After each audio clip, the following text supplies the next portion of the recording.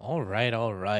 I have been messing around with the new train update in Factorio, and I have been enjoying it quite a bit. So I have designed a pretty fun system here where I have depots and sending out requests for goods, and then a train is assigned to that resource.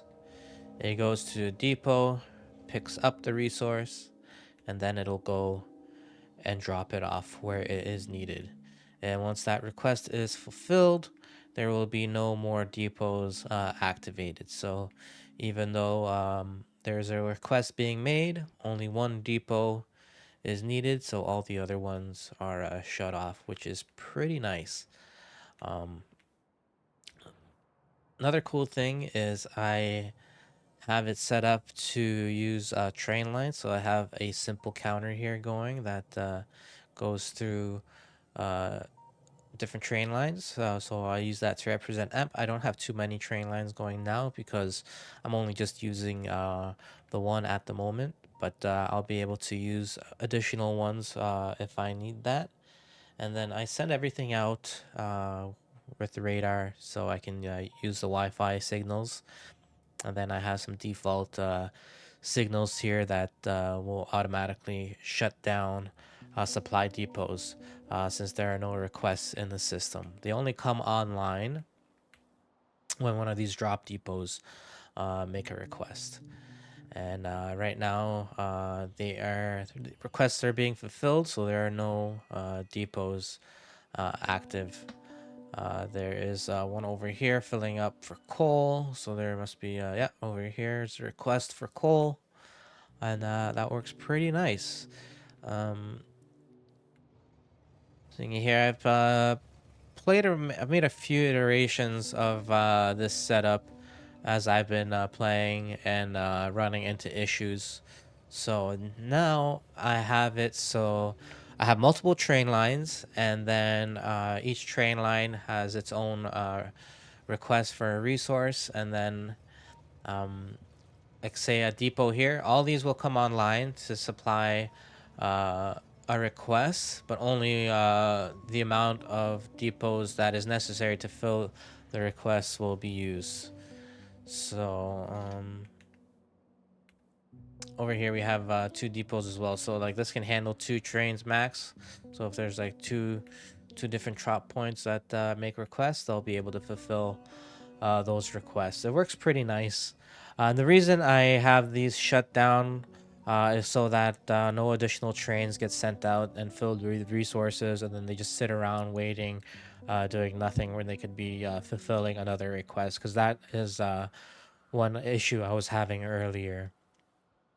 Um, these depots, the way they make a request is if there is no train assigned to them. I believe that's how I have it set up. Yeah, if there's no train assigned. All right. So right now they have a train assigned, but when there's no train assigned, they will output the resource that they're looking for, and then I add it by. But I actually want to change this to multiply because this is older version I was doing. Because if I want to support multiple train cars, I want to multiply that by 2, and then it outputs that signal into the system, and then our a request depot or a supply depot will pick up that request and fulfill it. So let's go to back to a supply depot. And so over here, they check for. Uh, uh, so the green signal here will turn on. Where is it? I think it's this one. No, this one here. Yeah. So this is our turn. This was what turns on our supply depot when we have more than a train load of resources, and it's the train line that we want to use, and the amount of resources being requested is above 0. We don't use 0 for anything to avoid any weird issues. If it's minus below zero, there are no requests. If it's above zero, there are requests. So that's kind of how it works. And I just use a simple counter to add and remove the requests in the system.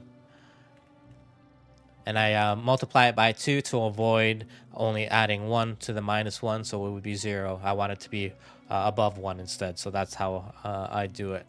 And then when a train car is assigned we read the train car limit. So when a train car is assigned to a depot, it will output, or where is this over here? Yeah, -2, right? And that will just get sent out into this, back out into the system. So if it's uh, the appropriate train line, it will output the -2 out into the system, which will shut down any additional depots. They won't go online to process any requests. So that will avoid any unnecessary trains being filled up, which works very nice for how I wanted to set up my system. And then I guess the last thing would be the train car groups. So the way I have them set up is I assign the depots manually, which I found was the better way to do it for how I was designing my system.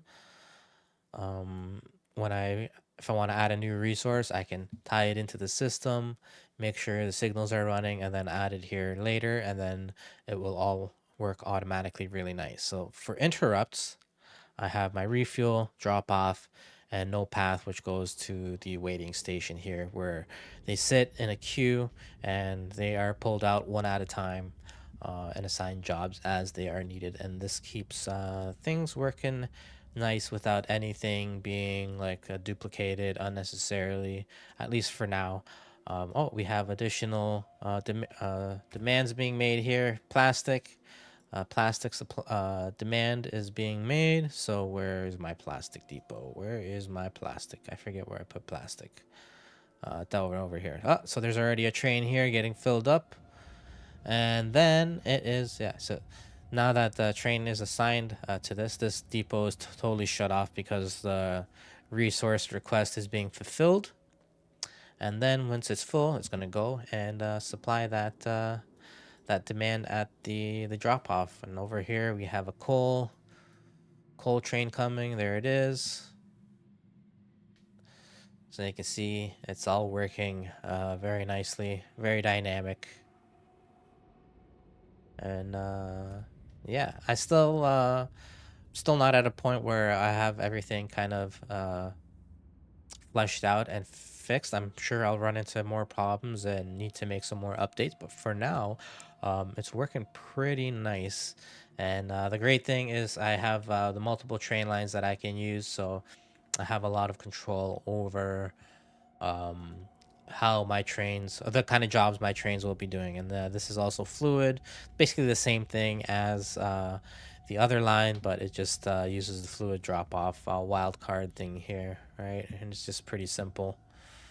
If it's fluid full cargo, it goes and it empties. Or maybe I don't know if I should use the full cargo or not, but I only deal with full cargo trains right now, so they go and they make drop offs until they are empty, and they go back and wait here when they have no resources to avoid any issues.